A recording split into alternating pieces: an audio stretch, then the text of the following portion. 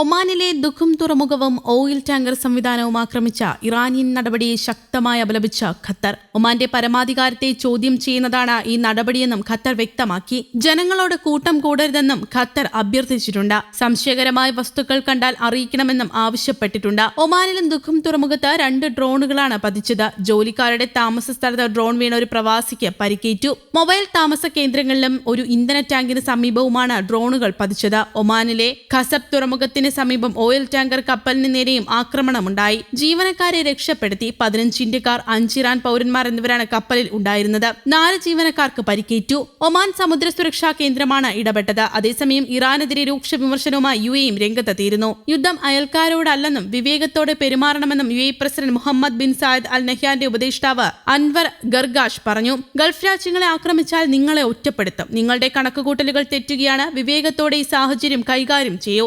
അയൽക്കാരുമായല്ല നിങ്ങളുടെ യുദ്ധം. അയൽക്കാരോട് ഉത്തരവാദിത്തത്തോടെ പെരുമാറണമെന്നും അദ്ദേഹം പറഞ്ഞു. ഇസ്രയേൽ US സംയുക്ത ആക്രമണത്തിൽ ഇറാന്റെ പരമോന്നത നേതാവ് ആയത്തുള്ള അലി ഖമീനി കൊല്ലപ്പെട്ടതിന് പിന്നാലെ ഗൾഫ് രാജ്യങ്ങളിലെ US വ്യോമ താവളങ്ങളെ ഇറാൻ ലക്ഷ്യം വെച്ചിരുന്നു. വിവിധയിടങ്ങളിൽ വ്യാപക ആക്രമണവും ഇറാൻ നടത്തിയിരുന്നു. ഇതിന് പിന്നാലെയാണ് വിമർശനവുമായി UAE രംഗത്തെത്തിയത്. ഗൾഫ് മേഖലയിലെ പരീക്ഷകളും മാറ്റിവെച്ചിട്ടുണ്ട്. 10, 12 ക്ലാസുകളിൽ നാളെ നടത്താനിരുന്ന പരീക്ഷകൾ മാറ്റിവെച്ചതായി CBSE അറിയിച്ചു. പുതുക്കിയ തീയതി പിന്നീട് അറിയിക്കും. സാഹചര്യം വിലയിരുത്തി തുടർ തീരുമാനമെടുക്കുമെന്ന് CBSE അറിയിച്ചു. Bahrain, Iran, Kuwait, Oman, Qatar, Saudi Arabia, UAE എന്നിവിടങ്ങളിൽ മാർച്ച് 2 തുടങ്ങാനിരുന്ന പരീക്ഷകളാണ് മാറ്റിവച്ചിരിക്കുന്നത്. മാർച്ച് 3 പ്രത്യേക യോഗം ചേർന്ന് തുടർ സാഹചര്യങ്ങൾ വിലയിരുത്തിയതിനു ശേഷമായിരിക്കും പുതിയ തീയതി തീരുമാനിക്കുക എന്ന് അറിയിച്ചു. ഗൾഫ് രാജ്യങ്ങളിലെ അമേരിക്കൻ സൈനിക താവളങ്ങൾക്ക് നേരെ ഇറാൻ ആക്രമണം ശക്തമാക്കിയതിനെ തുടർന്ന് ഇവിടെ സ്കൂളുകൾ അടച്ചിട്ടിരിക്കുകയാണ്. ക്ലാസുകൾ ഓൺലൈനിലേക്ക് മാറ്റുകയും ചെയ്തു. ബോർഡ് പരീക്ഷകൾ നടക്കുന്നതിനാൽ സ്ഥിതിഗതികളിൽ മലയാളികൾ ഉൾപ്പെടെയുള്ള വിദ്യാർത്ഥികളും രക്ഷിതാക്കളും കടുത്ത ആശങ്കയിലായിരുന്നു.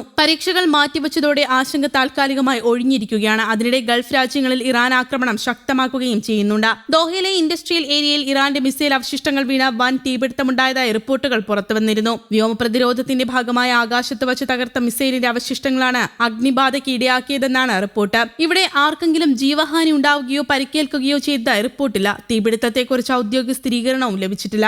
മിസൈൽ ആക്രമണത്തിൽ ബഹ്റൈനിലെ ഹോട്ടൽ കെട്ടിടത്തിന് തീപിടിച്ചതായും വിവരമുണ്ട്. ഒമാനിലും ആക്രമണം നടത്തിയതായി റിപ്പോർട്ടുണ്ട്. ബഹ്റൈൻ തലസ്ഥാനമായ മനാമയിലും ഇറാൻ മിസൈൽ ആക്രമണം നടത്തി. എന്നാൽ ആകാശത്ത് വെച്ച് അവ തകർക്കുകയായിരുന്നു. രാജ്യത്ത് അമേരിക്കൻ സൈനിക താവളങ്ങളുടെ പരിസരത്ത് നിന്ന് ആളുകളെ ഒഴിപ്പിച്ചിട്ടുണ്ട്. ആക്രമണം ഉണ്ടായേക്കാമെന്ന മുന്നറിയിപ്പിനെ തുടർന്നാണിത്. കഴിയുന്നതും വീടുകളിൽ തന്നെ തുടരാനാണ് ജനങ്ങളോട് അധികൃതർ പറയുന്നത്. അതേസമയം കുവൈത്തിന്റെ തെക്കൻ പ്രവർത്തന മേഖലയിൽ ഇന്ന് രാവിലെ നടത്തിയ വ്യോമാക്രമണങ്ങളെ കുവൈത്തിന്റെ വ്യോമ പ്രതിരോധ സേന കാര്യക്ഷമമായും പ്രാവീണ്യത്തോടെയും തടഞ്ഞതായി പ്രതിരോധ മന്ത്രാലയത്തിന്റെ ഔദ്യോഗിക വക്താവ് അറിയിച്ചു. രാജ്യത്തിന്റെ വ്യോമ പരിധി സംരക്ഷിക്കുന്നതിന്റെ ഭാഗമായി പൂർണ്ണ സജ്ജീകരണ നിലയിൽ പ്രവർത്തിച്ചുകൊണ്ടിരുന്ന സേന ലക്ഷ്യങ്ങളെ സമയോചിതമായി കണ്ടെത്തി തടഞ്ഞുവെന്നും സംഭവത്തിൽ ആർക്കും പരിക്കേറ്റിട്ടില്ലെന്നും വക്താവ് വ്യക്തമാക്കി. സുരക്ഷയും സ്ഥിരതയും ഉറപ്പാക്കുന്നതിനായി സേനകൾ തുടർച്ചയായി ജാഗ്രത പുലർത്തിക്കൊണ്ടിരിക്കുകയാണെന്നും ഏതുവിധത്തിലുള്ള പുതിയ സാഹചര്യമുണ്ടായാലും അതിനെ നേരിടാൻ സേന സജ്ജമാണെന്നും അദ്ദേഹം പറഞ്ഞു. News desk, Kerala Kaumudi.